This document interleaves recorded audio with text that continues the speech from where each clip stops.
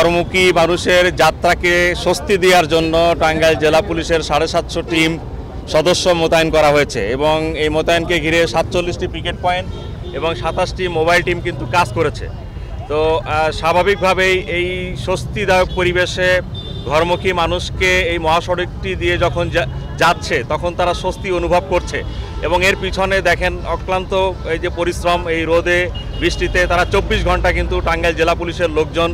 এই যাত্রা পথটাকে স্বস্তিদায়ক পরিবেশে যাওয়ার জন্য কিন্তু তারা পরিশ্রম করছে। আমরা খুব সুবিন্যস্তভাবে পরিকল্পিতভাবে আমাদের যে ব্যাপারগুলো ছিল সে বিষয়গুলো কিন্তু আমাদের জেলা পুলিশের প্রত্যেকটি সদস্য সেইভাবে পরিকল্পিতভাবেই কিন্তু কার্যক্রম করছে এবং আপনারা জানেন যে ইতিমধ্যে কয়েকটি দুর্ঘটনা কিন্তু ঘটেছে। আমাদের রেকার টিমগুলো কিন্তু সেইভাবে তাদেরকে ব্রিফিং করা হয়েছে এবং রেকার টিমগুলো অতি দ্রুত এবং পুলিশ টিম সেখানে কিন্তু গিয়ে যত তাড়াতাড়ি সম্ভব তারা সেই জায়গাগুলো থেকে কিন্তু মহাসড়কটি বিচ্ছিন্নভাবে যান চলাচলের সহজ করে দেওয়ার জন্য কিন্তু তারা প্রচেষ্টা চালিয়েছে। আমাদের যে প্রস্তুতি আছে তাতে আমরা মনে করছি না গাড়ির সংখ্যা বাড়ছে, কিন্তু দেখেন আপনারা কিন্তু দেখতে পাচ্ছেন, এখানে লাইভই সবাই দেখতে পাচ্ছেন যে এখনও কিন্তু গাড়িগুলো খুব সুন্দরভাবে কিন্তু পাস হয়ে যাচ্ছে